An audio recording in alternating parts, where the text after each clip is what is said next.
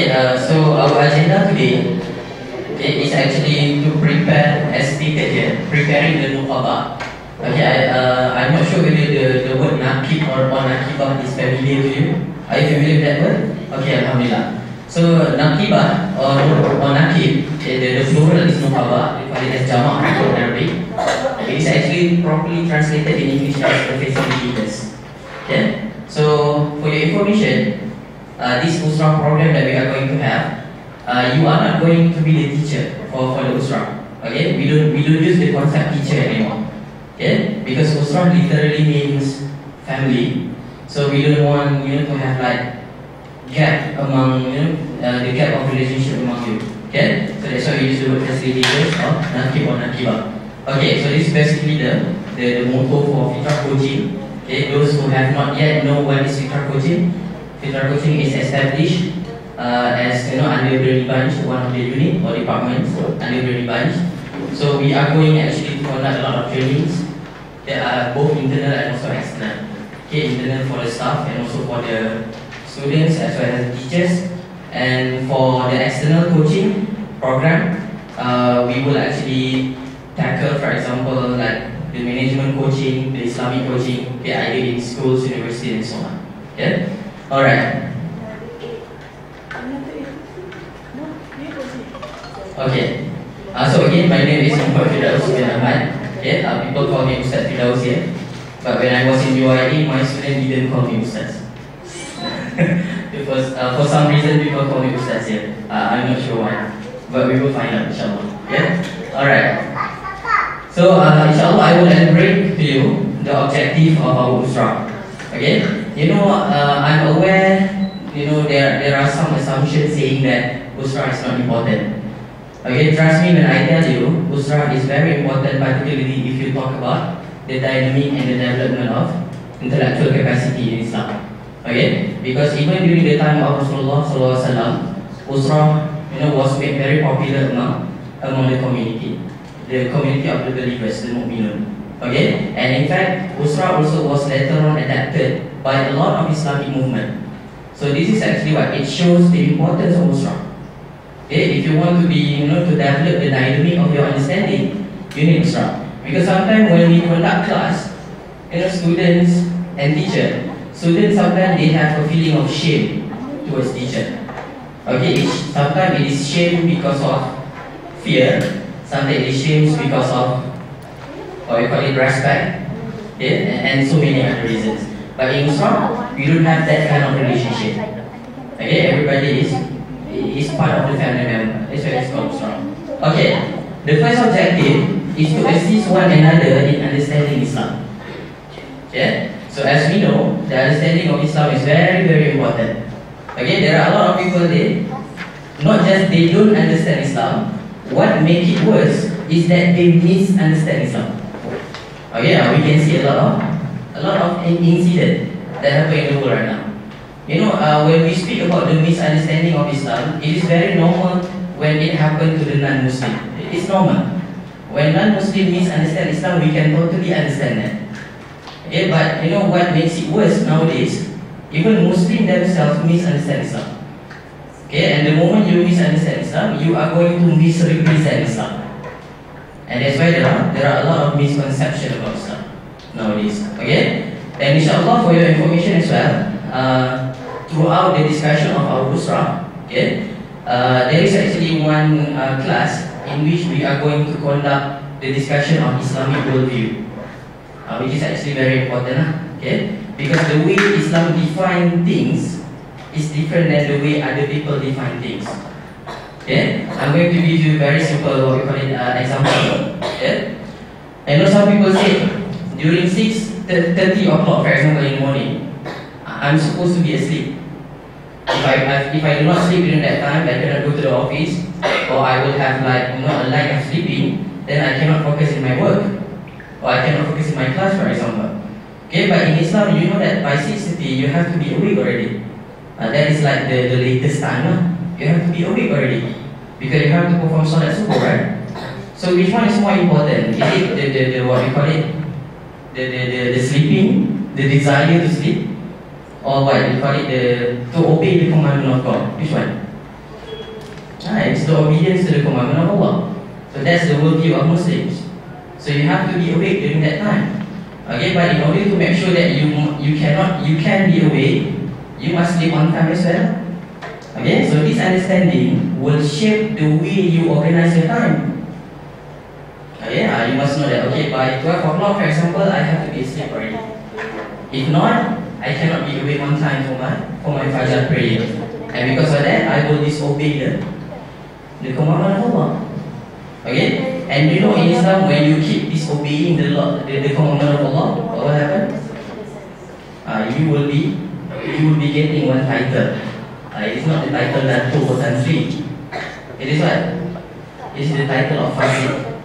Have you heard the word fasting? What does fasting mean?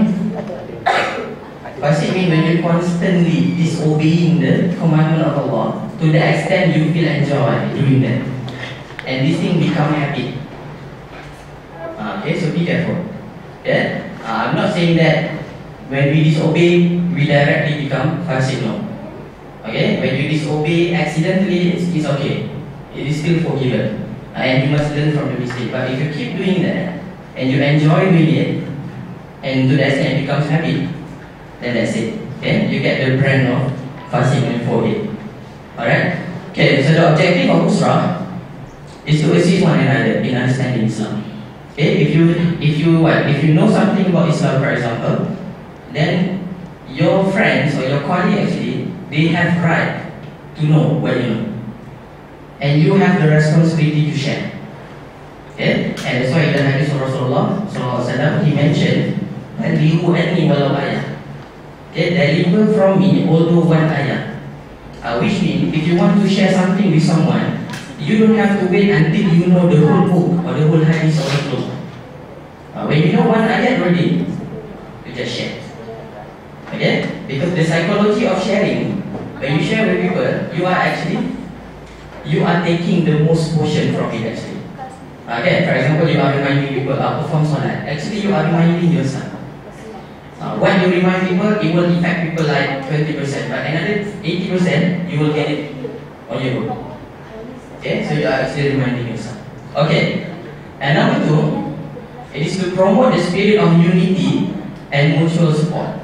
Okay, as we know, okay, you know, our society, or not just our society, okay, I call it Muslim society.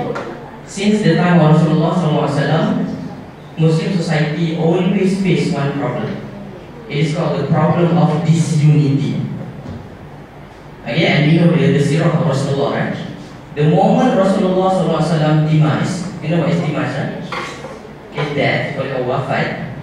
Okay, so right after he wafat, what happened? People were arguing where to bury the dead body of Rasulullah SAW. And during that time, disunity started to happen. Right after the death of Rasulullah. Yeah? So this problem of disunity is going to cause Muslim society to become weak. So we don't want that to happen in the community of believers. Yeah?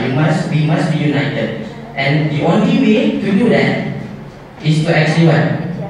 Is to do mutual support. Okay? Because in Usrah, sometimes you find, you know, your friend, for example, is very weak in terms of the recitation of the Quran. And there are many Muslims who are weak, they cannot recite Al-Quran properly.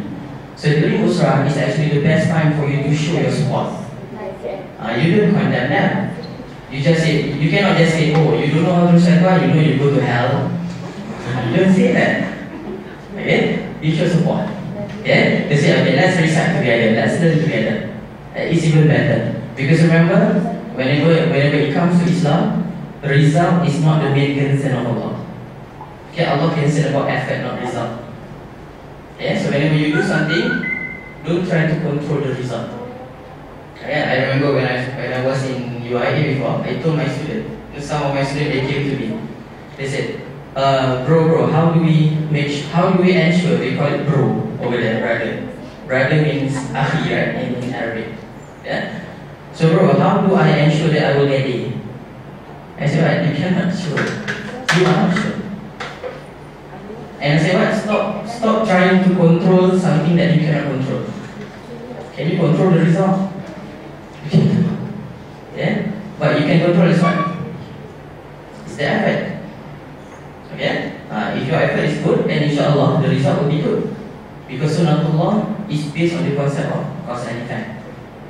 Then what you do, you will get it. Inshallah. Okay? Alright. And the third one, to practice the sunnah of the beloved Prophet Sallallahu Alaihi Wasallam, peace be upon him. Okay? And as I mentioned before, okay, Usrah is actually one of the biggest sunnah of Rasulullah. You know, when we talk about the sunnah of Rasulullah, there are many. Okay? When we speak to the guys, to the men, what is the sunnah of Rasulullah? What do you mean? Okay. Actually, it's not just that. In fact, you know, Usrah is one of the biggest sunnah of Rasulullah, even bigger than keeping the beard, even bigger than having the turban, bigger than that. Yeah? Alright. Because why? Because during Usrah, we are actually doing da'wah. You are doing da'wah to each other. You remind your friend, for example, oh, you shouldn't dress up like this. That is a da'wah. And da'wah is the biggest sunnah of Rasulullah. In fact, the ultimate purpose of Allah sending Rasul is to perform da'wah. Okay? Alright. So when you do Usrah, remember, you will get reward from Allah because you follow one of the biggest sunnah of the Prophet Sallallahu Alaihi Wasallam. Okay, so don't take Usrah as a burden. Take it as the opportunity for you to get even more reward by Allah. Yeah? Alright, and the next one is to familiarize with the use of English in learning and teaching Islam. When we speak about learning and teaching Islam, and then you try to link that to English, it sounds very weird. To some people, it sounds very weird. Okay? How do I learn Islam by using English? Quran is in Arabic. The hadith of Rasulullah is also recorded in Arabic. Okay, so how do we use English? Or what is the reason of people using English in teaching and learning Islam? The answer is actually very simple. Okay? I know a lot of people say what? They say, you know, English is a Western language. It's not good, you know. It is the language of the Bible. It is not good. Yes, we never say English is good. But remember, one of the characteristics of Islam is waqi'iyah. Waqi'iyah means what? You have to be realistic. Yeah, the reality of the world right now is what? English is the universal language. Yeah? You go to the other country, for example, and you speak Malay or you speak Jawa, people don't understand you. Yeah? So you limit the number of your audience. Okay? And we know that in the Quran Allah mentioned to Rasulullah, وَمَا أَرْسَلْنَاكَ إِلَّا رَحْمَةً لِلْعَالَمِينَ. Rasulullah is sent as a mercy for the whole universe. So Rasulullah speak the language of the universe. And during that time it was Arabic. But nowadays, English. So we as the Ummah of Rasulullah, we must be realistic. We still use Arabic. At the same time, when we preach, when we speak to the people, we have to use English. You can also use Arabic. That's why I encourage everybody, every Muslim actually, to learn English and also Arabic.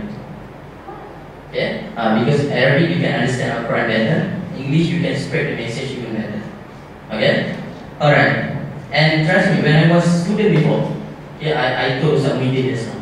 Okay, Ustaz Muhyiddin asked me, Ustaz, how do you speak English so fluently? I don't say that, Ustaz said that. Okay. So I said what? I said, you know, when I was student before, I started my English in level 1. I said, it is like the lowest level. When people see you, they say, oh, you sound very stupid, you are level 1. Yeah? But alhamdulillah, throughout the years, I did. Okay? And I still remember when I was in university before, most of the time, I improved my English by learning Islam. Because I love learning Islam during that time, and at the same time, it is conducted in English. So I got two things. Okay, it's like killing two birds with one stone. Yeah, people call it. Yeah? So I get two things, alhamdulillah, and in the same time.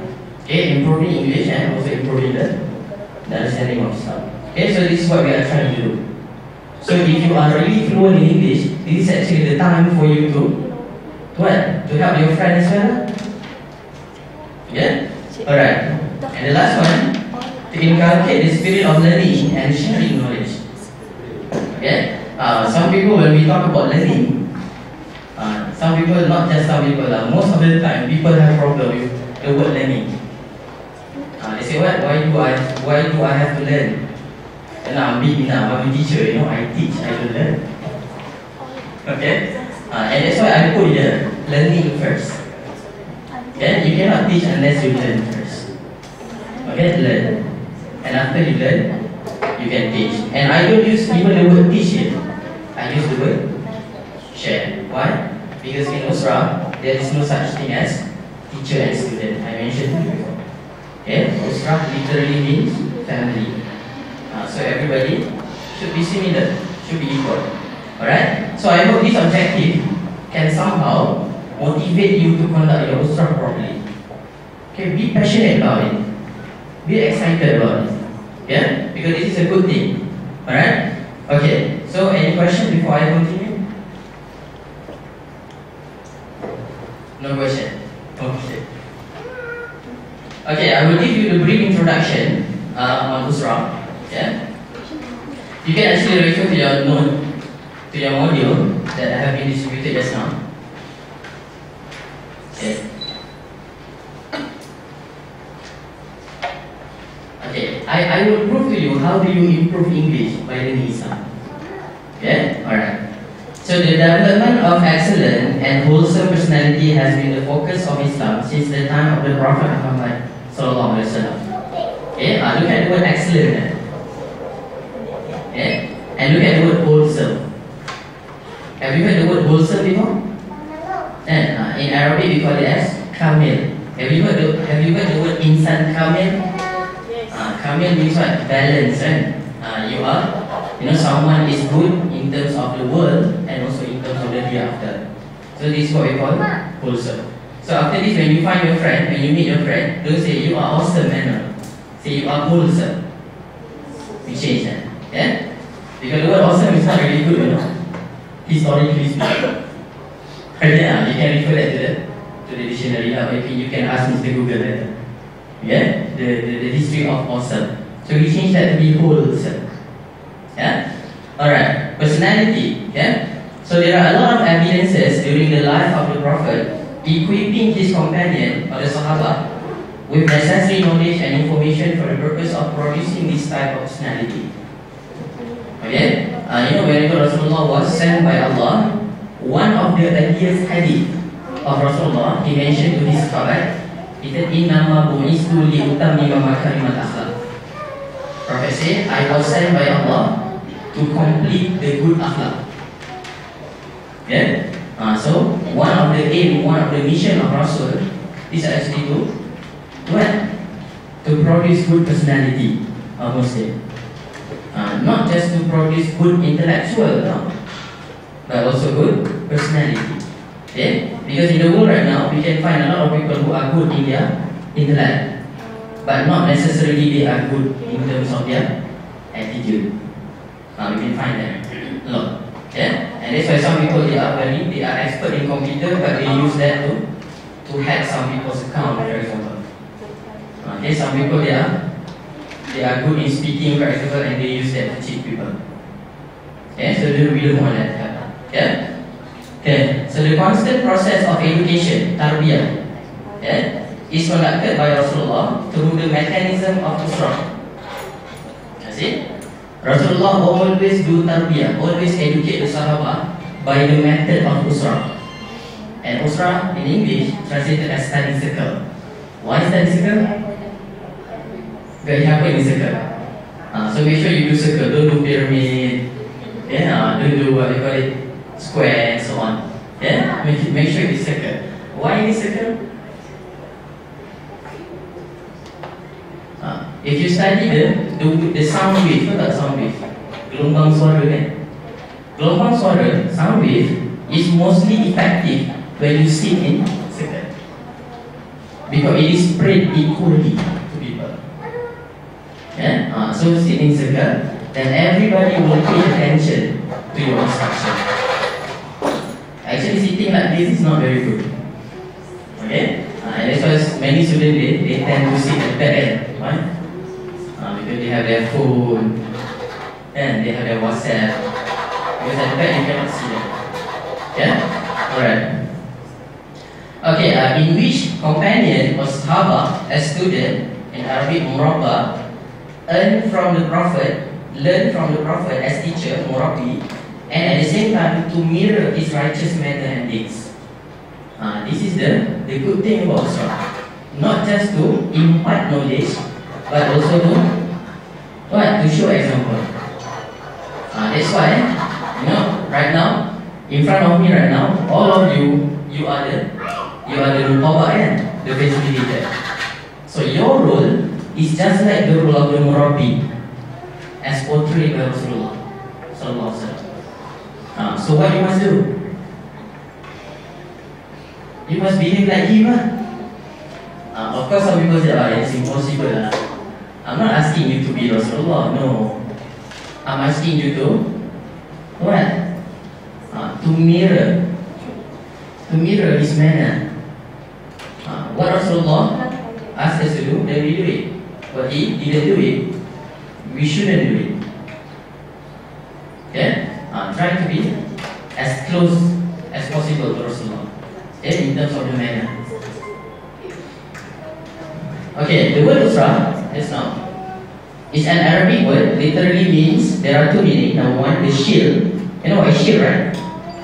Shield is called perisai, and used to protect. And then the family. Therefore, Usrah has role to strengthen the bond between its members to be like a family, and implies the idea of being protective towards each other from any harm and danger. Okay. So, people ask me, what is the meaning of harm and danger? Does that mean I have to be the bodyguard of my friend? No. Harm and danger here means what? The harm and danger of ignorance. You know what is ignorance? Jahiliyah. We don't want to be ignorant. We don't want to be jahil.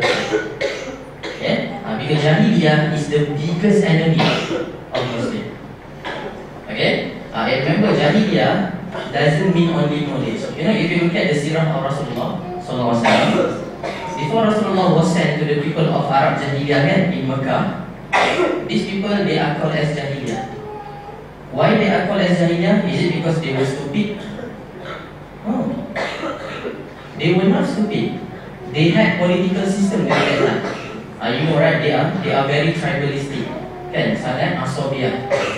They are divided into many Bani this, Bani that, and then Quraysh, Bani Qurayzah, and so on. Okay, so they have political system, and what we call it, Bani Quraysh is at the top of their political system. They have also criminal law. They have criminal law, and not only that, they have the business law. They have economic system. Mecca was metropolitan city. People do a lot of trading during that time in Mecca. So these people, they were not stupid. But still Allah addressed them as Jahiliyah. Are you okay? Alright. Check. Can you get some water? Oh, okay. So the question now, why? Okay. Why Jahiliyah? Why Jahiliyah? Because the problem of akhlaq. These people, they were very bad. Number one, what did they do? Number one, this is very famous. They kill their daughters alive. Why did they kill their daughter? The daughters bring shame, misfortune to them. Okay, and not only that, some people say they killed their daughter because they were afraid. Because during that time in Arab Jahiliyah, women are treated as slave. To be exact, they are treated as sexual slave. So these parents, they are afraid. They are afraid that this daughter maybe one day will be raped. Maybe one day will be molested by some bad person. So to avoid that, they kill them. Yeah, there are many opinions on that. Allah which one is true. Yeah, but the point is that they kill them. And number two, what did they do? They practice hedonistic lifestyle. Have you heard the word hedonism? Yes. Right? What is hedonism? Yes. Yeah. I call it personally the worshipping of entertainment. People don't enjoy entertainment, but they worship entertainment. There is a difference between enjoying and worship. Yeah, enjoying, you listen to song and then that's it. But worshiping means what? Listen to song, listen again, listen again, listen again. And you don't do anything else except listening to the song. For 24 hours per day in your whole life. It's crazy. Yeah? Alright, so this is what they do. And that's why they are branded as Jahiliyah. So don't do the same thing. Yeah? If we do the same thing, then we are also Jahiliyah. Okay? Are you familiar with the term catwalk? Yeah, you know the models, they walk like cat. We walk like human, they walk like cat. Can you imagine that? Okay. You know, in one of the hadiths Rasulullah mentioned that this walking style is the style of walking of Arab Jahiliyah women. Crazy, eh? Okay? But people nowadays, they are training themselves very hard to do this catwalk without realizing this is the walking of Jahiliyah woman. So when people walk like that, they don't walk forward, they walk backwards. They go back to Jahiliyah time. Crazy, right? Yeah? So this is the correct understanding that we want to give people. And you can share that in your Usrah. You can make people know. So they will appreciate Islam even better. Yeah? Alright. So conceptually, let's continue here. Usrah in Islam refers to a group of believers, mu'min, striving in assisting one another to understand and internalize the teaching of Islam as instructed by Allah Subhanahu wa Ta'ala in the Holy Quran. Okay? Do you understand the word internalize? Internalize means menghayati. So after this, you can use the word internalize. Okay? So it is not just we want to understand Islam, but we want also to internalize the teaching of Islam. And that is the difference between understanding and internalizing. Okay? Someone who understands doesn't mean you appreciate or you will practice. Okay? But if you internalize, you will practice and you will appreciate it more. Okay? I still remember what we call it. One of my students asked me regarding regarding the stress. You know, a lot of people, they face stress right now, including us. Yeah, I'm not going to tell. I'm not going to lie to you. We feel stressful all the time. Yeah. So this what we call it, this man asked me, yeah, how do we overcome stress? Yeah. I said, well, if you study the psychology of Islam, all of the psychological problems in the world happen because only one reason. Do you want to know? I will give the answer later. Okay, only one problem. Yeah, the problem is they call it egoism, or in other words, arrogance. This is the only problem. Yeah, let's say that for example. Let's say, yeah, I remember one of my students saw me and said, "Bro, help me. I was dumped by my boyfriend." I said, "I will dump you." Yeah. This is like what we call it, the problem of teenagers. Dealing with teenagers is wholesome. It's awesome. And you heard a lot of problems. So I say what? If you get rid of your egoism, you will accept this is the fate of God, which is good for you. And because this coupling thing, actually not coupling, but dating thing, is what? It's forbidden in Islam. I heard a lot of people use the word coupling. Be careful. Coupling is wrong. The correct word is dating. Because coupling means sleeping each other. Of course it is wrong. You cannot be sleeping with your friend. Yeah? You know the word sleeping means something else. Yeah? The word is dating. Yeah? Alright. So what's the word? Accept it. Yeah? It is actually the fate from Allah. Yeah? That's why if you look at Al-Quran, Surah Al-Fatihah. Surah Al-Fatihah is the first surah, right? Surah Al-Fatihah is actually about arrogance. See, Allah mentioned in Surah Al-Fatihah, the second ayat, Alhamdulillah Rabbil Alamin, which means segala puji bagi Allah, all praises is for Allah. Why? Rabbil Alamin. Rabb means what?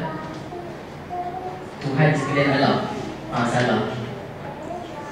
That's why I say, if you really understand, you will appreciate it better. The word Rabb means creator, pencipta. Segala puji bagi Allah. Why? Because Allah is the creator of Alamin, the whole universe. Yeah? You know, people who are arrogant, they have one characteristic. What is that characteristic? They like people to praise them. Betul tak? Orang yang sombong, dia suka orang lain puji dia. But Allah mention in Quran, segala puji is only for Allah, not for you. So stop being arrogant. Yeah? So the second ayat is for arrogance. Stop being arrogant. Yeah? Why? Because Allah created the whole universe. What have you created? You created nothing. So why should you be arrogant? And until the end of the ayat, okay, later on when we have time, I will elaborate until the last ayat of Surah Al-Fatihah, insyaAllah. Yeah? Any question? Still no?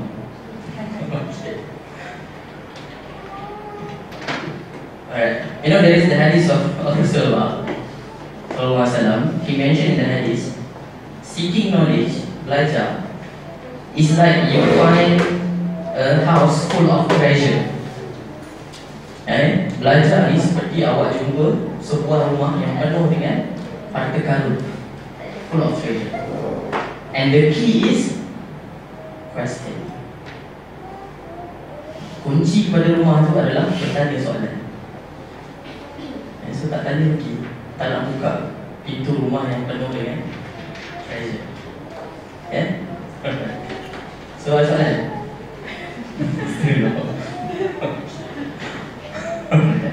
Okay. The history of Usrah can be traced back to the time of Prophet Muhammad SAW and his companions and the Sahabat.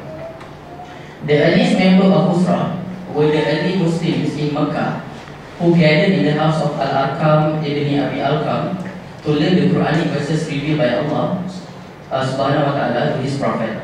Then, so this is what I mentioned before. Usrah was done since the time of Rasulullah. Yeah? In addition, the Prophet has inspired the process of character building and purification. You know what is purification? Yes, penyucian. Yeah, we call it in Arabic as tazkiyah. Tazkiyatun nafs is purification of your soul. Yeah? The same thing with the word zakat. The word zakat coming from the word zakah, zakatun tazkiyah. So when you pay zakat, kita menyucikan harta, purification of your property. Yeah? Alright. Among the companions, such as trustworthiness, al-amanah, truthfulness, as-siddiq, bravery, as-shaja'ah, and so on. So Usrah helps to produce not only a knowledgeable believer, but also a practicing believer who live his life based on the instruction of Allah subhanahu wa ta'ala and the sunnah of Rasulullah sallallahu alaihi wasallam. Yeah? Okay, in more recent history, Usrah is adopted by a number of Muslim and Islamic movements which employ it as a mechanism of promoting righteousness. Righteousness means taqwa. Yeah? Unity, yeah, and then the spirit of mutual assistance, or what you call as ta'awun in Arabic, and then the dynamic of knowledge and also understanding. Over the years, the method of Usrah has been developed in various types with different syllabus. However, its essence remains the same, and thus must be made familiar among the community of the believers. So this is what we are trying to do in our organization, Ready Bunch. Yeah. We try to make Usrah familiar. Yeah? And my suggestion to you, whatever you have learned in your Usrah, in your campus, bring it back to your home. Do Usrah in your in your house. Okay, with your husband, with your wife, or with your kids. Do it. Yeah? And trust me, you will see the difference after some time. Yeah? The kids will be more open to you. They will tell you everything. Yeah? Especially the kids who are at the age of teenager. Yeah? Teenager, if they keep secret from you, then you are in trouble. Yeah? Because teenager, they always make friends. And that's why when they have problem, they go to their friend. Because parents don't treat them as friends. That's why they go to the friend. Yeah? Usrah is a mechanism of treating your teenage kids or children as friends. Yeah? Alright. Question?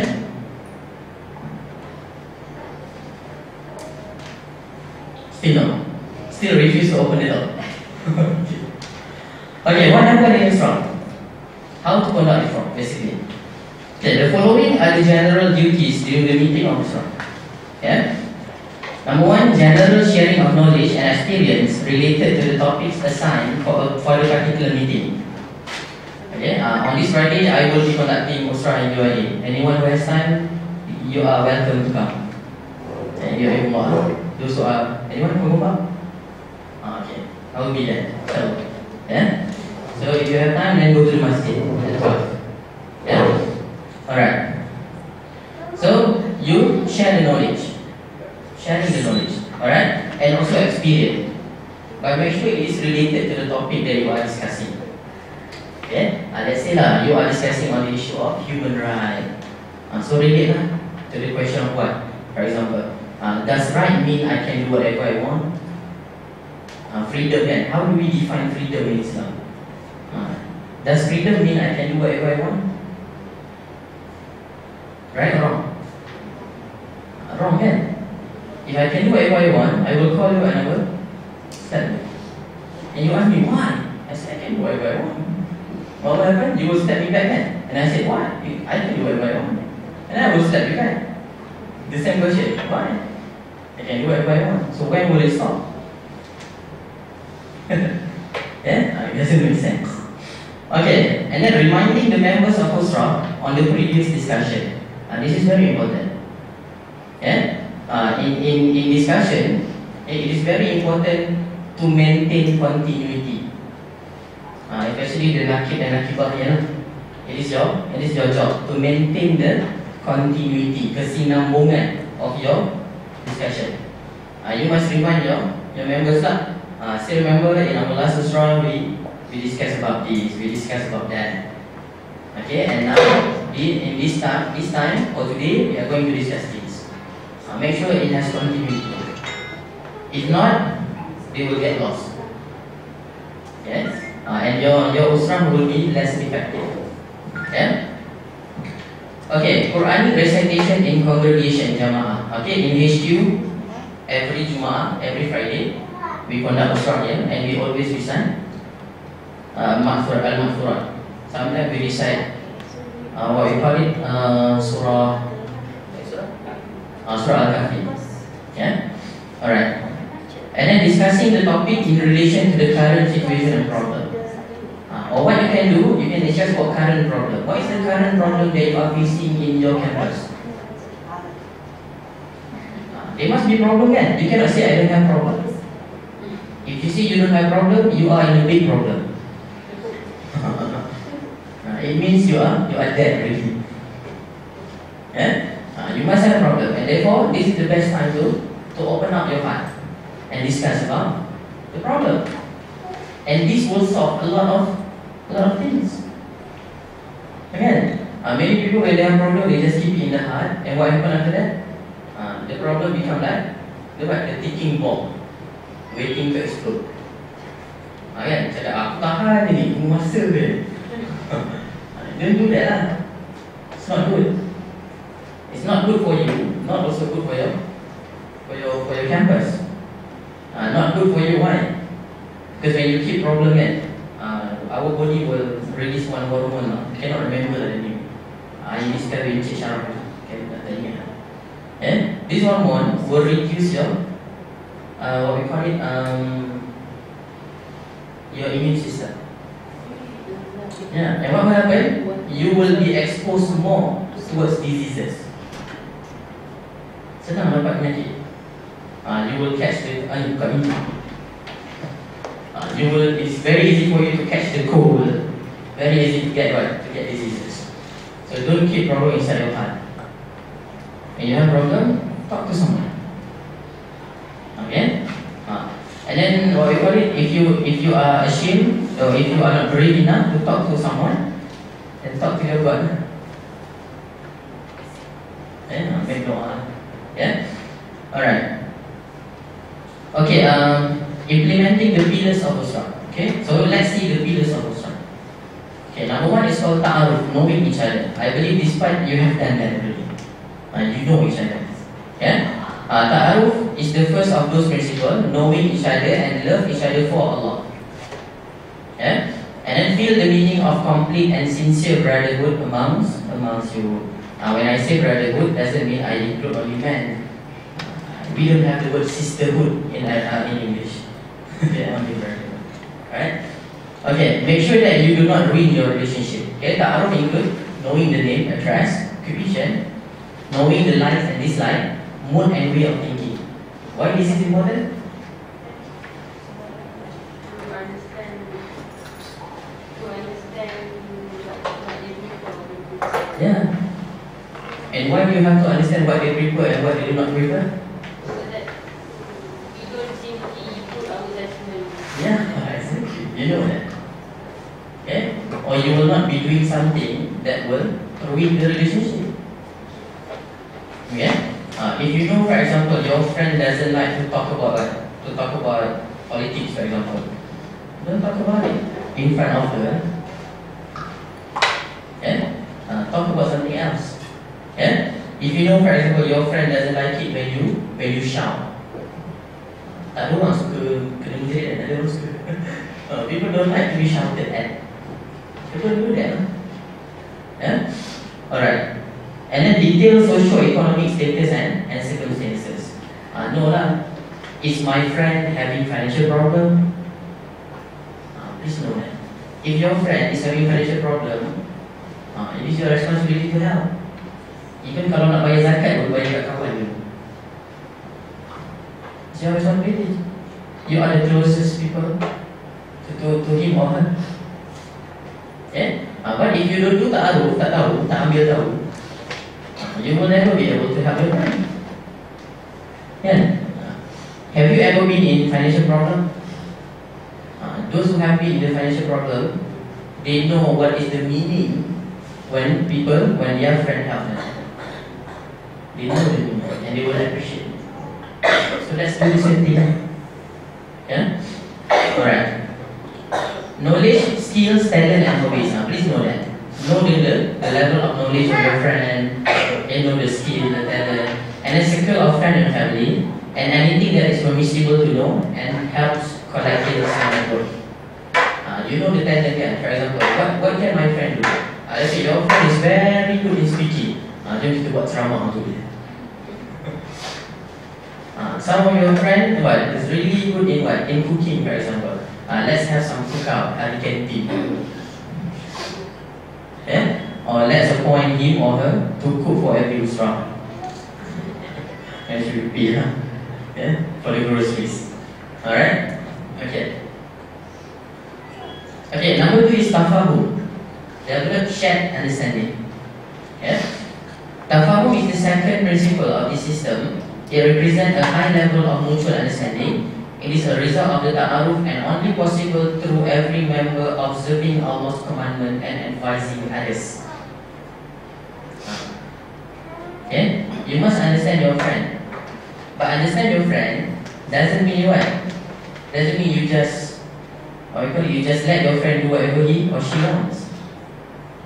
But tafahum here means advising others to observe the commandment of Allah. And this is the real meaning of friendship. Kadang-kadang kita ada kawan baik, we have best friend, and our friend told us, I love you for the sake of Allah. Yeah? Dekat universiti selalu kan ada.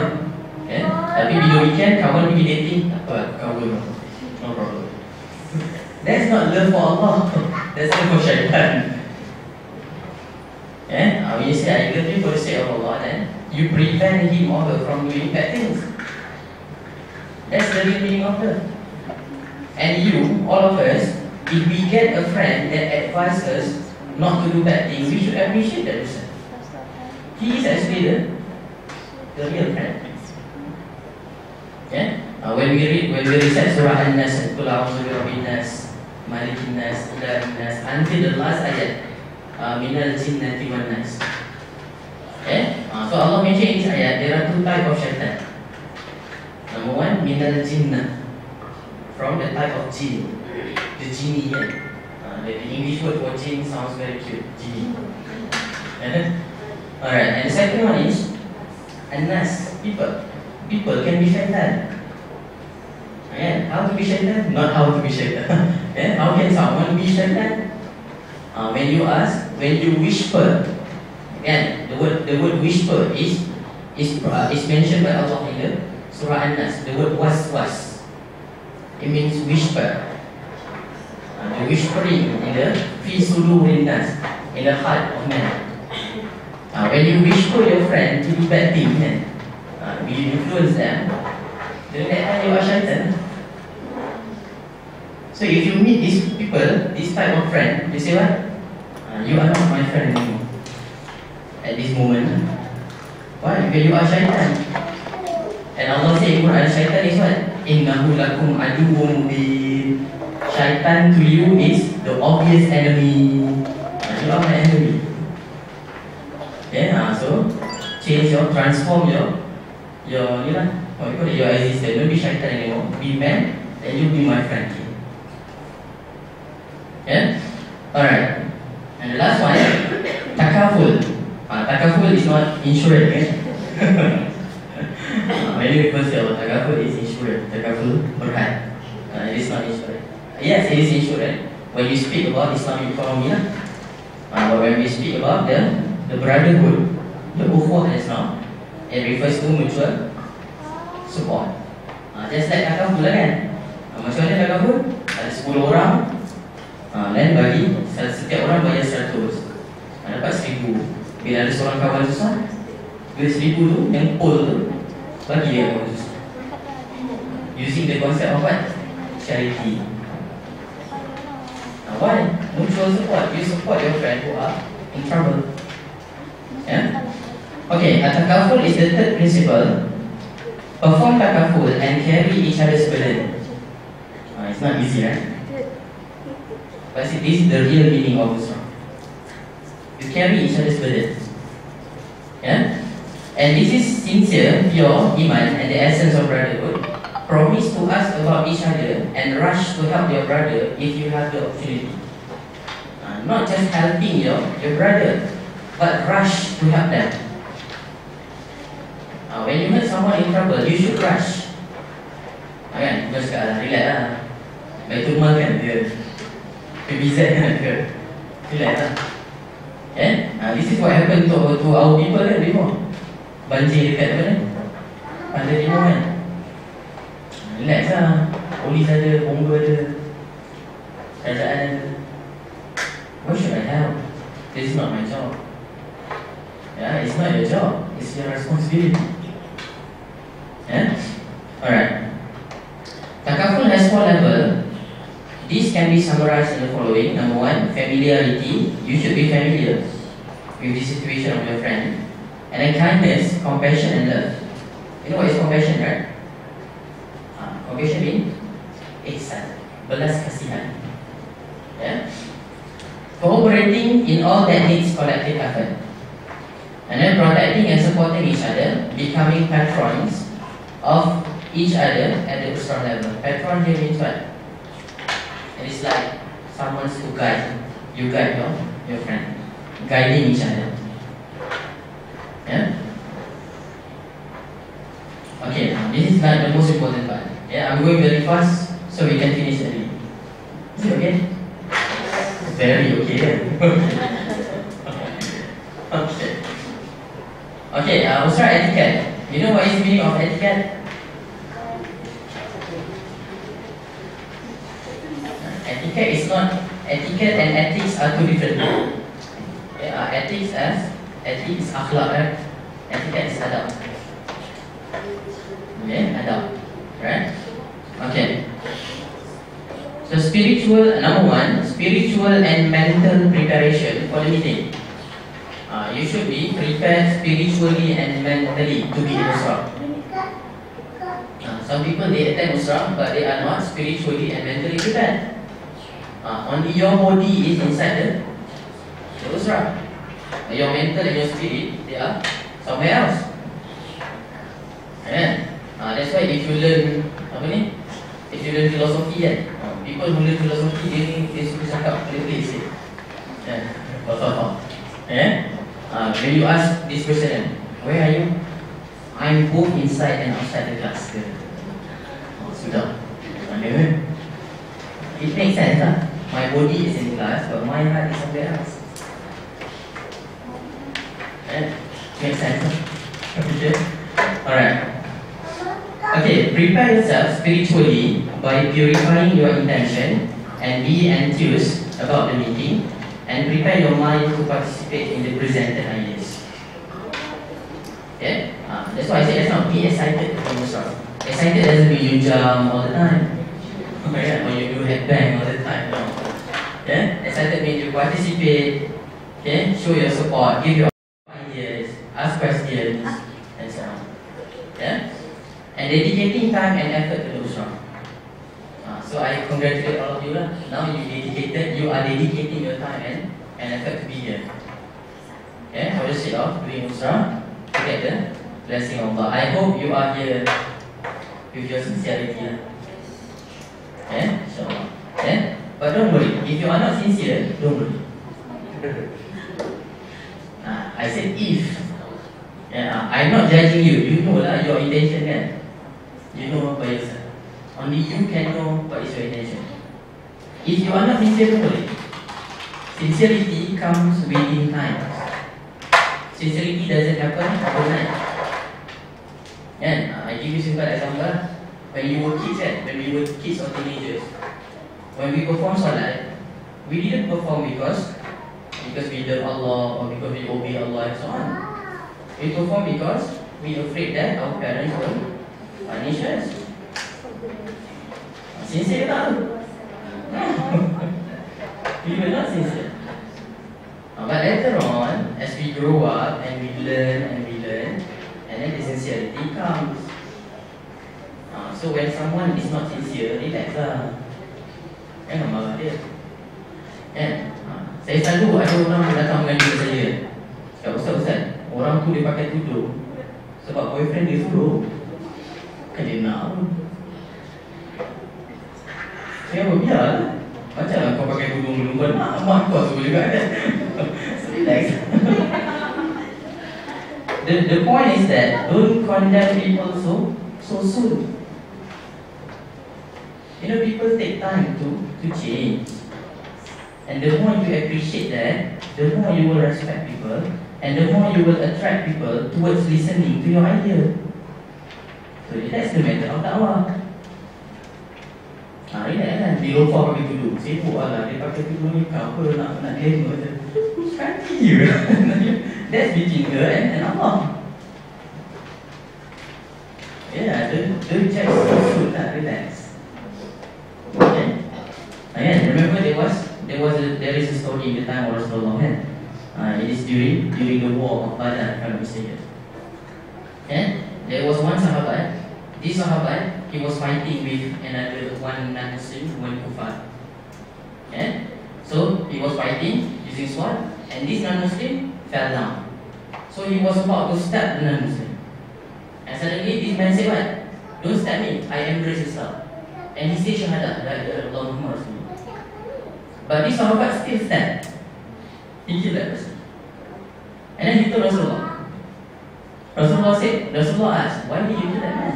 He said that man, he recited Shahadah not because he wanted to be Muslim, but because he was afraid of my sword. And Rasulullah asked, how do you know that? Did you cut his heart open and you see that in the heart? He said no. So Rasulullah said you didn't know that. You shouldn't kill him. So don't kill a person, don't judge a person very soon. Relax. Yeah, take your time. Not take your time because later you will judge him. Okay, no. Yeah, relax. Yeah. Okay. And then fulfilling all assigned or agreed on duties. The week after the Usrah should be spent in fulfilling those duties. It is not an Usrah etiquette to continually come to the meeting and apologize for the shortcoming. Again, because in our Usrah, you will be given exercise later on, so you can do in your room. So make sure you do it. Make sure your members do it. It is not good if you don't do it and then later on you just apologize. I'm sorry, I forgot. And later on, I'm sorry, I forgot. Sorry, I forgot. And you just punch him and say, I'm sorry, I forgot. Don't do that. Yeah. So it is not good. Yeah, because in Usrah you must be serious. Serious doesn't mean you cannot smile. Serious just means you do something will happen. Yeah, seriously. Okay. And the next one is discipline in all aspects of Usrah, including time. This is very important. Be it arrival time or departure time, and meeting manners. If Usrah start at 9, it should start at 9. Usrah ends at 10, it should end at 10. Yeah? Alright. And then respectful listening and being mindful of everything presented. When you listen to someone, listen respectfully. What does it mean by not respectful? When someone is talking in front, then you do something else at the back. In Usrah, in the circle lah. You do something else in the circle again. It's not good, it's not respectful. Yeah? I remember in our last Usrah, I told the the members in HQ regarding the weapons of shaitan. You know, when you come to majlis ilmu like this, you know, angel will come and angel will spread their wing to shade you. Untuk Mayumi shade, S-H-A-D-E. Yeah? But not only angel that will come, shaitan also will come. And shaitan will bring 3 weapons to disturb you. The first weapon is what? It's lipstick. It's not Revlon, yeah? It's lipstick of shaitan. Okay? Made from empire. Shaitan will apply on your lips and you will start. You know what you will start to. And you will start speaking. And suddenly, I feel like it's very important to speak about Gaza. Suddenly, in the majlis ilmu. Talking about Usrah, suddenly you feel very important to speak about Gaza. And it's not good. It's not respectful. Yeah? And if the lipstick doesn't work to you, shaitan uses the second one. What is that? Yeah. What do you call this? The eyeliner. Yeah, you will apply on your eyebrows, and then what will happen? You will start feeling sleepy. Okay, when you watch movie, sometimes you watch for 2 hours straight. You feel very energetic. You forgot to go to toilet. You forgot to drink. You forgot everything. Why? Okay, during that time you are no longer human. Yes, you are no longer human. Because human, he feels to go to toilet, he feels hungry, he feels thirsty. That's human, kan? But if you no longer feel that, during that time you are no longer human. If you are no longer human, what happened to you? You are being controlled by syaitan. Dalam bahasa Melayu dipanggil rasukan syaitan. Rasukan syaitan doesn't mean awak menjerit, aku dirasuk. No. It is not only like that. Rasukan syaitan also mean when you lose control over your body and mind. Macam orang marah kan? Tak macam orang. Sama lah, tengok movie dia tak macam orang. Tengok movie 3 jam kan? Orang sebelah ni, lagi kau dia. Forgot everything. Tapi bila Usrah sejam, alamak, gila nak habis. because during this time you are really human. So make sure you don't fall asleep. When I was in university I told my students, please stay alive, don't die yet. Then they will laugh and then they forget to sleep. Yeah? Alright. And in my lecture, when I was in UAE before, I have to be honest with you, I never told my student, but I'm telling you, I always, what we call it, hypnotize my student. Hook out. I have to do that. If I don't do that, they will fall asleep. But hook out doesn't mean the bad hook out. We have the good hook out as well. The good hypnosis. Notice, right? Later on, you will try, inshallah. Yeah? And you can do this to your staff as well. It's very good. So they will pay attention to you. Have you noticed, since you enter the class and since I start talking, have you noticed that your eyes are only on me? How did I do that? Yeah, I will teach you that. Just promise you will conduct Usrah properly. I will teach you. Is that deal? Yes. Okay. Okay, now you are afraid, right? Okay. Alright. So respectful listening also requires paying attention to the presenter and avoid side conversation. Okay? Don't speak about it. Okay, I forget. The third weapon of shaitan is now is the stick, tongkat. Okay, so shaitan will hit your shoulder and you start to feel itchy here, painful here, lenguh here. Again, whereas whenever you are watching Running Man, so almost you don't feel anything, relax. Yeah? Okay. Tak tengok Running Man, orang lain. That's why I say when you deal with teenagers, you have to know what they like. I've been dealing with teenagers almost 6 years, so I have to think the way they think. Yeah? Alright. Okay, and the next one, respectful conversation. A member who wants to engage in the conversation should, number one, ask for permission and control the voice no matter how passionate the person is about the issue.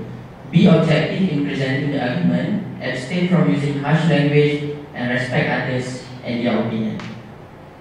Yeah?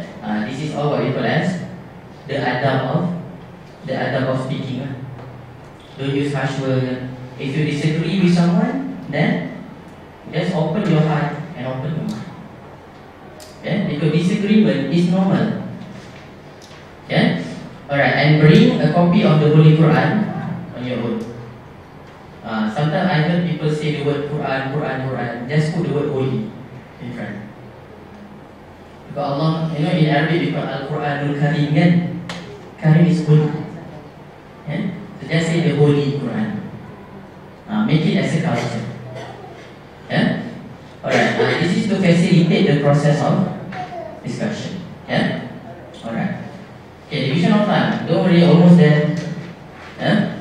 Division of time. Yeah? So our Usrah will be conducted within 90 minutes, 1.5 hours. Yeah? So the first 30 minutes is Quranic pairing, or we call Tadarus al-Quran. But only pairing. This is how you will conduct. Okay, you divide your members into couple, into pair, and I will send you the syllabus for Quranic recitation. Okay, I will be emailed to all of you. Make sure you just write your email address to the attendance sheet that I distributed this. Yeah? And after that, you use 10 minutes for video watching. I will show you the example of the video.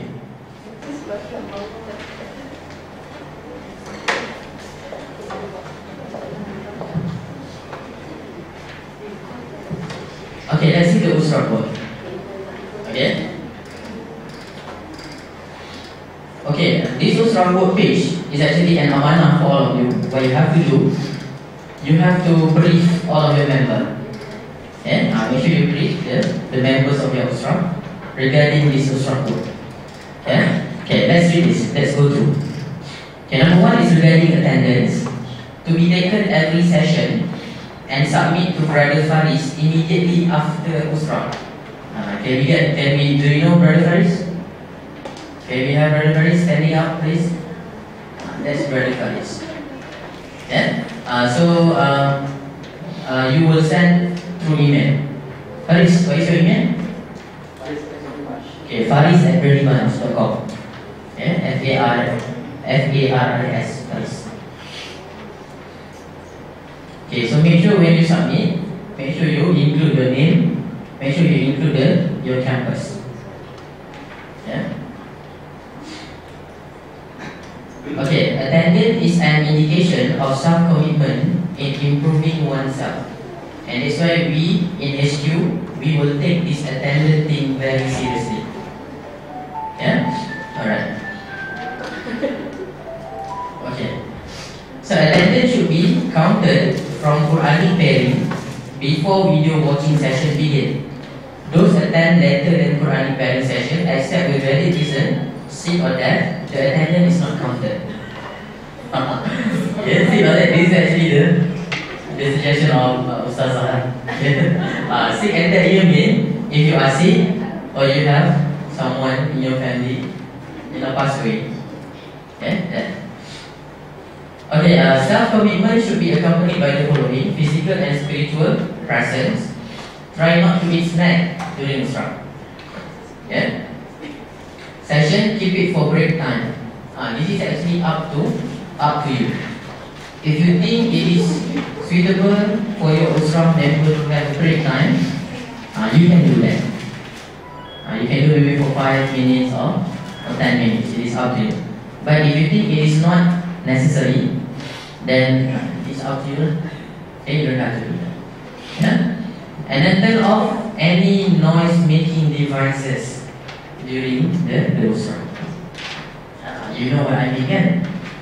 You have a lot of things like this that make noise. Yeah? Okay. Alright. See? That thing makes noise. Okay. Number 2 is workbook exercise. So each Usrah session, there is an assignment for a discussion. The purpose of this assignment is to have one standard conclusion among all Usrah members. Okay, this is the workbook that I explained just now. This assignment is to be completed in the last 30 minutes under workbook exercise time division. Yeah, so remember this 30 minutes? Yes. Workbook exercise. Yeah, so you must try to complete the workbook exercise. What happens if someone cannot complete? It's okay. You can be flexible to them, as long as the submission should be before or the next. Yeah? But try your best to complete within this 30 minutes. Yeah? And again, this is all about commitment. Right? Okay, so make sure all members have one clear conclusion from this assignment. And then number 3 is examination. Examination is a way to complete the placement of Islamic understanding level of Usrah member. Yeah? The examination will be made online and recorded by Human Resources Department. Yeah, so we have agreed that the examination will be online. Yeah? I heard we will use this Google form or something. Yeah? Alright. And the examination is covering 3 major content: Al-Quran, Sunnah practice, and also Islamic manners. Examination is held for every 4 months of Usrah Circle. Proposed month is June, October, and next year's February. Yeah? Any question? Yes.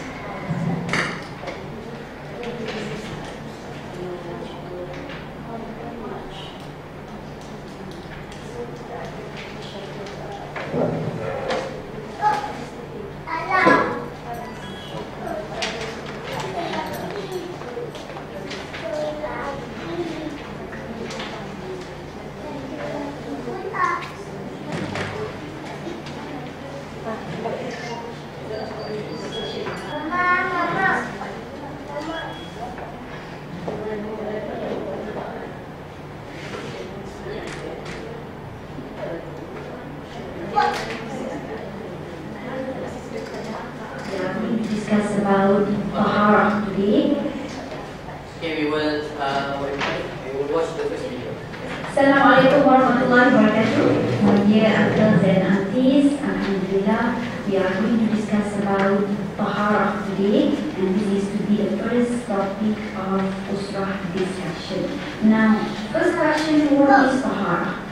My dear sisters and brothers, the meaning of Taharah is purification from things that is impure. So you need to clean yourself, or you have to make yourself pure from things that is impure. Now, why Taharah is important?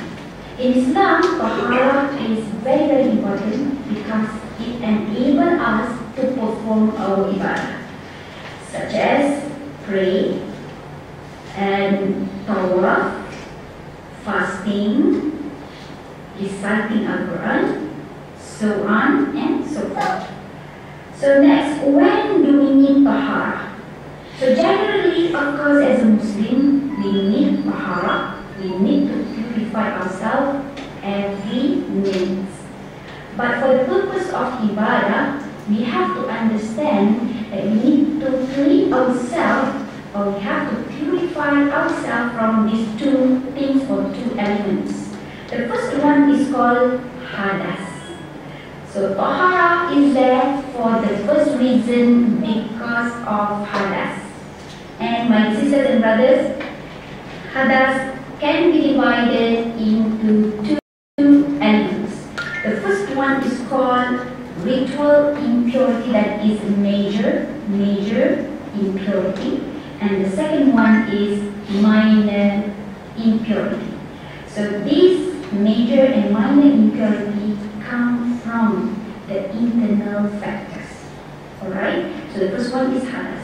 The second one is because of the najas. And what is the meaning of najas? Najas is defilement. Yeah? So this najas is considered as external factors, and for information we are going to discuss this later. But as of now, we are going to discuss the first part about hadas.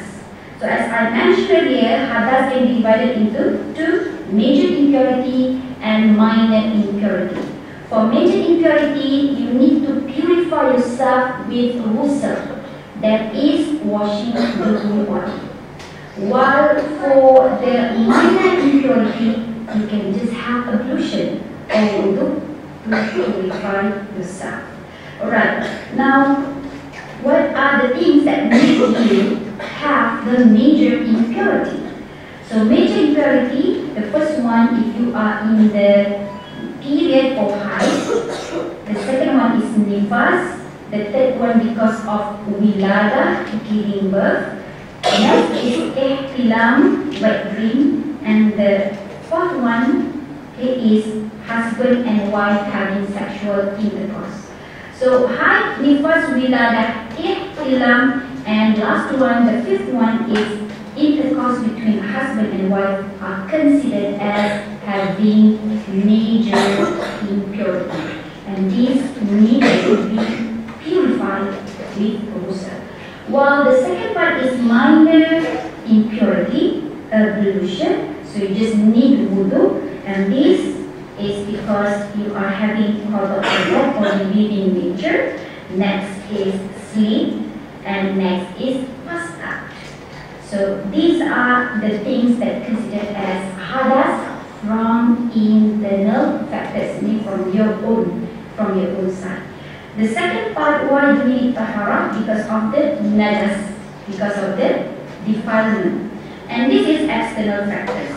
So for the external factors, the first one you need to clear from the najas, and the second one is you have to wash them away. So there are seven types of the najas. The first one is al-mayitah, or the dead animal. The second one is the animal skin. The third one is blood. The fourth one is alcohol or wine. The fifth one is the excrement or urine. And this part we call it najis mutawasitah. So the way you have to purify it is by number one, clear from the najis, and the second one is wash until it is free from the smell, from the color, and the trees. Okay, the second part is urine by baby under 2 years old. So the way we clean this is just to sprinkle water on the clothes, and this najis is called najis mukhaffafah. Yeah, earlier one is called najis mutawassita. And the last part is swine and the saliva of the dog. It is called najis mukhallaza. And for najis mukhallaza, my dear, we need to do sama. That is, you have to apply 7 times cleaning, first with the soil water, and the last one is with the clean water for the 6 times. Okay, next we are going to discuss on what happens if you have this major ritual impurity. Means you are in the state of hadas. Okay, the first one you cannot pray, the second one you cannot fasting, the third one you cannot do tawaf, next one you cannot do i'tikaf in the mosque, and the last one you cannot touch the mushaf of Al-Quran, the original mushaf of Al-Quran. Now, for this thing, to make sure that you are purified, you have to do ghusl or wash the whole body. So let's see the example of Quran recitation. Assalamualaikum warahmatullahi wabarakatuh. Brothers and sisters, may Allah subhanahu wa ta'ala bless our lives. For the first series of the Usrah, inshallah, we try to check our Fitrah. This is exactly my suggestion. Again, inshallah, of the Fitrah. It is inshallah. Listen carefully and then check this by yourself. أعوذ بالله من الشيطان الرجيم.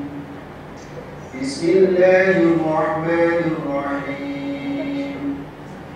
الحمد لله رب العالمين. الرحمن الرحيم. مالك يوم الدين.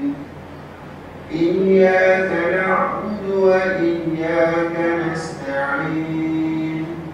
اهدنا الصراط المستقيم.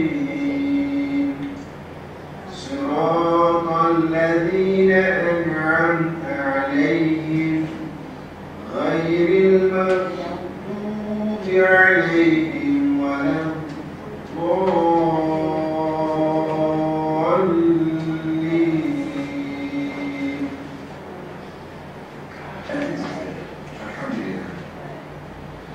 When we recite Al-Fatiha, normally we start by A'udhu Billahi Minash Shaitanir Rajim. Actually, A'udhu Billahi Minash Shaitanir Rajim we call Ta'awudh, not included in Al-Fatiha. So when we recite Al-Fatiha, it's like to read or recite A'udhu Billahi Minash Shaitanir Rajim loudly.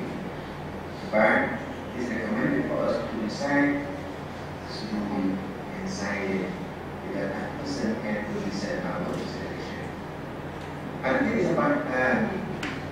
Amin also, the one of recommended when we end off, finish our Fatiha, followed by normal recitation. Salat is not recommended for this to be recitation. Assalamualaikum warahmatullahi wabarakatuh.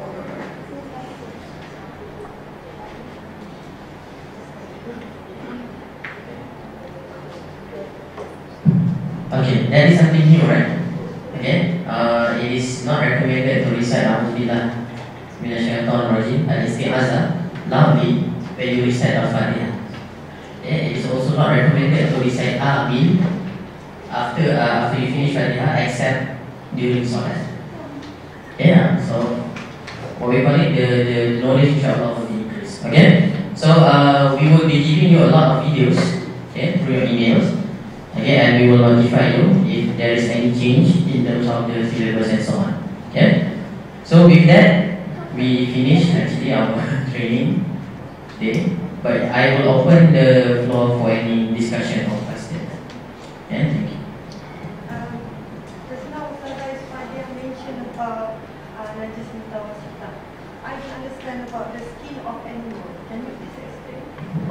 the skin of animal is considered najis. But the skin of animal, the skin of cow, for example, that's why people make compound. They have to purify to wash first. How about cats? Because it's always in the house. No, not the skin of the animal. Does not refer to the skin of the animal, the alive animal. The skin of the animal that is dead, that you want to use. For example, people use skin to make handbag and kasut semua. So they need to be purified first. Okay? Don't worry, the video will come together with note. Okay? So if you miss something in the video, just refer to the note. Alright? So I will show you the example of the topic that will be discussed during Usrah.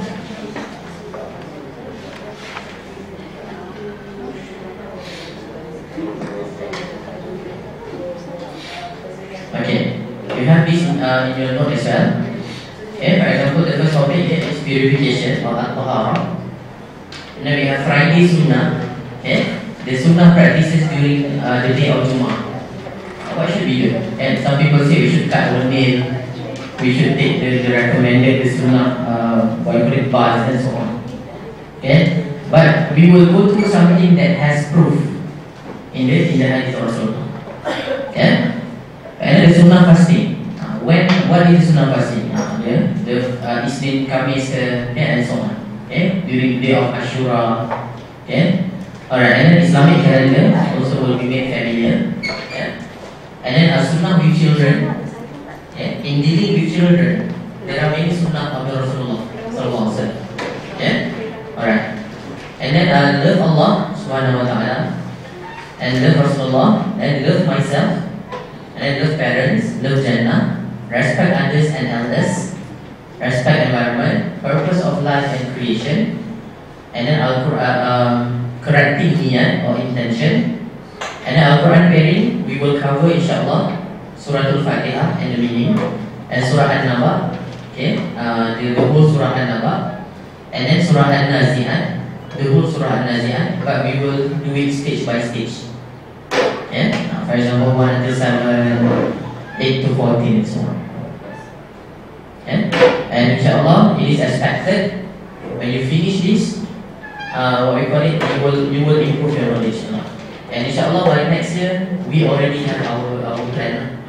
Okay, what to do next. Okay? Because the aim is actually to produce a lot of da'i. Yeah? So you should have that mission. Yeah?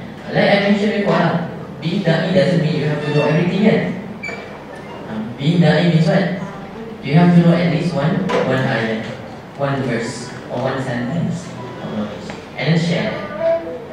Yeah? So don't afraid calling yourself da'i. Doesn't mean to be da'i you have to enroll in TV3 program and da'i millionaire. No, it's not necessary. Yeah, we are all da'i. Yeah? Alright. Any other question? Sorry, just same question. Okay, I've been using this for quite some time. It's about Surah Al-Masurah.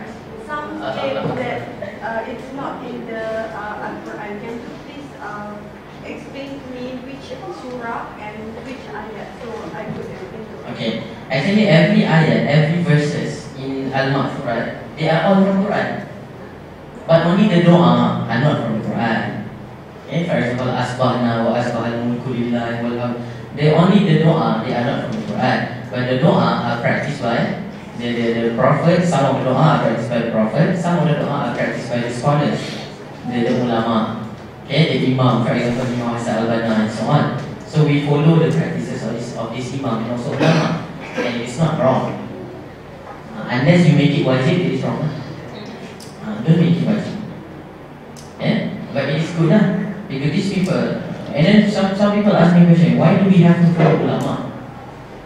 Prophet say in the hadith, ulama warasatul anbiya. Ulama is the successor of the Prophet, pewaris Nabi. Yeah, takkan kita nak ikut. Anyway, ikut ulama lah, pewaris Nabi. Yeah, alright. As long as what they do is not against the teaching of Quran and Sunnah, and all of the doa practiced in the Masurah, they are not against the Quran and Sunnah. Okay, so it's not a problem. Yeah. As for the Quran pairing, I have one entity that is not the Quran.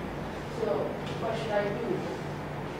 Okay, for the members who really do not recite any Quran verse, what you can do is that you can give them the video, so they can watch over and over and over again, and then, yeah. Any question?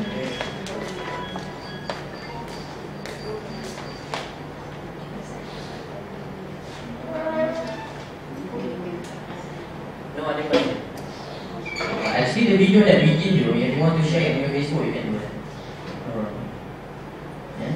If you want to make it viral, do it. Yeah, seriously. Yeah? Make something good become viral. Don't make something bad become viral kan? Nowadays people make something bad become viral. Yeah, gambar orang ni, apa ni, mengumpat viral. Tapi gambar orang dakwah tak viral. Yeah? So viralize something, viralize it. Any other question?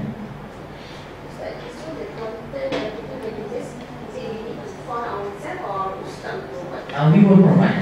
It is just to make you know what you are going to discuss. Okay, so in case if your members ask you, then you can tell them these are the topics that will be discussed. Yeah? We will give you the video and the notes by week.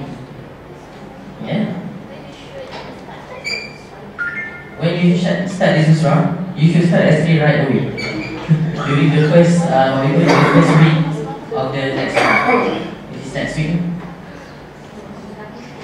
Yeah? Yes, it's better to be during Friday. Yeah, Saturday actually, right? Nanti mau? Mana dia mau? What is the date for the Usrah? It should be once a month. Okay, once a month, yeah. We will give the schedule. Okay, they will give the schedule letter. Alright. Any other question?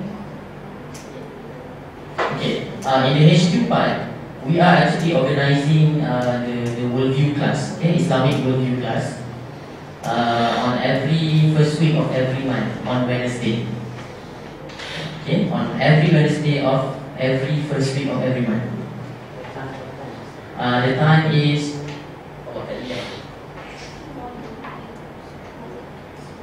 morning, 10 to 12. Very morning. Oh, you have class, okay. I will try to find a way, maybe to record, so I can share. Okay? We will have this for once per month. The speaker is Fitrah. Yeah? Yeah, I will be the speaker. So. Yeah? This is very important. Islamic world is very important. Yeah? Because the way I see people, I remember when I was in UAE, I always say I remember when I was in UAE. UAE was my first job, that's why.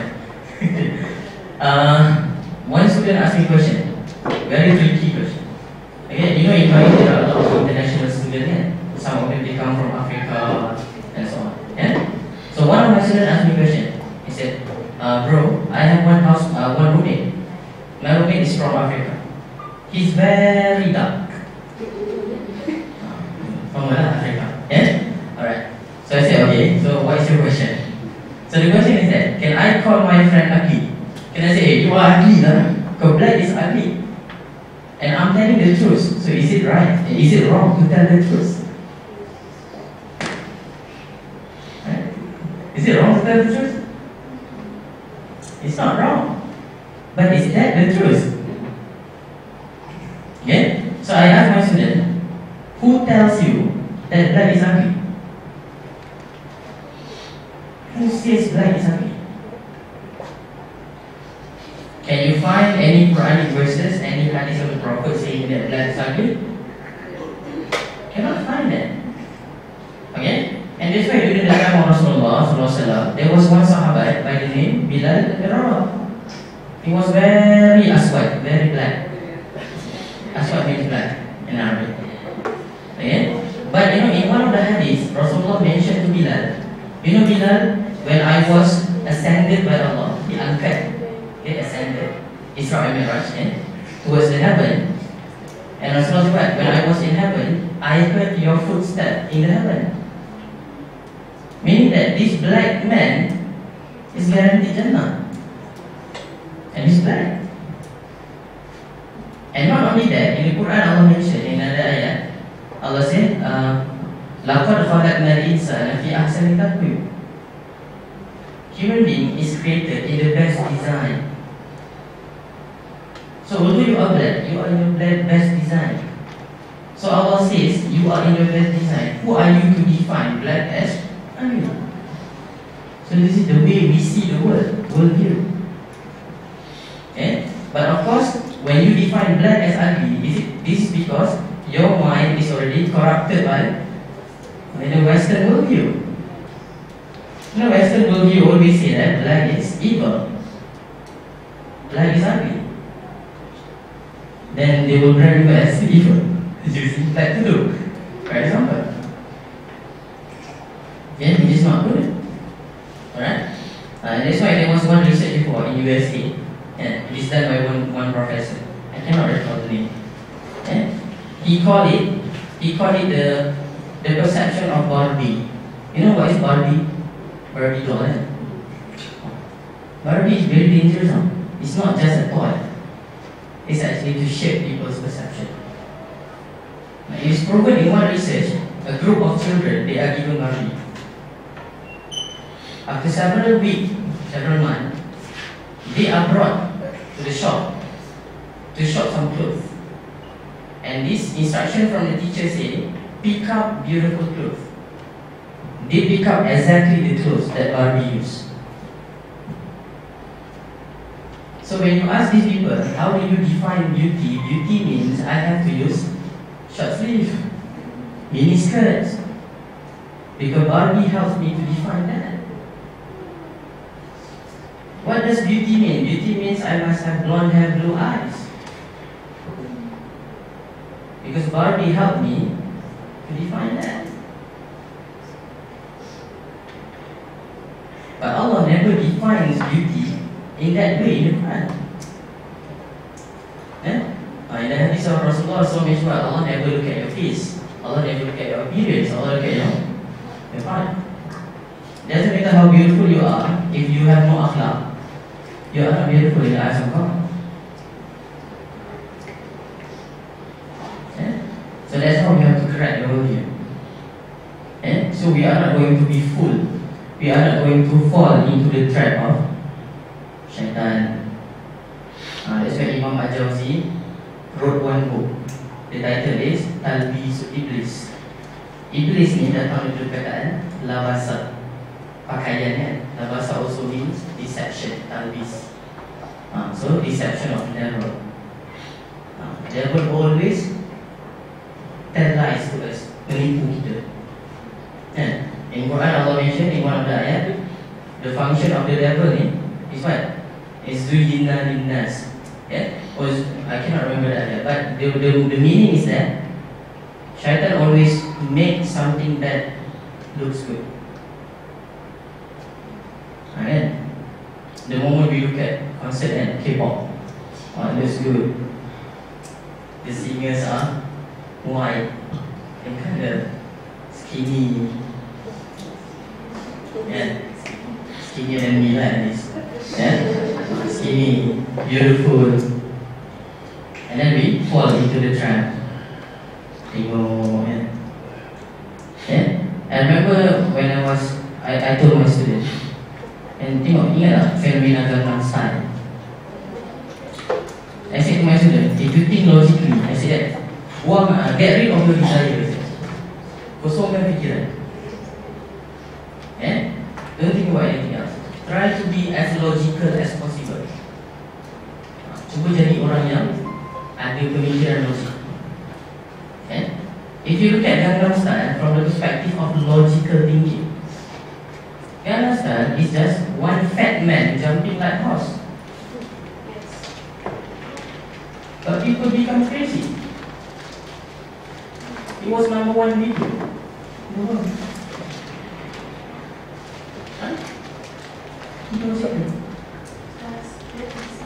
Okay, please. Yeah? So that's what I mean by the possession of evidence. Yeah? Alright. Okay, so they have to go to NIA. Okay, any other questions? Before I drag this session to become football. Any other questions? Maybe last question before we end. Just wondering if I could find my way back because you have your processes. Yeah. Okay, don't worry, you will find your way back. Any other question? With the Quran pairing, should we teach the aunties in the Prophet Islam or just for this level, you don't have to. Just listen to the video and try to practice first. Because just like I say, this will be done stage by stage. Yeah?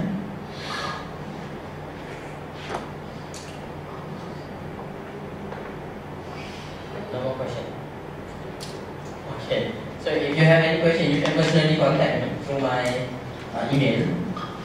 It is firdaus@brilliant.com. FIRDAUS. Firdaus. Yeah. But please introduce yourself when you send me.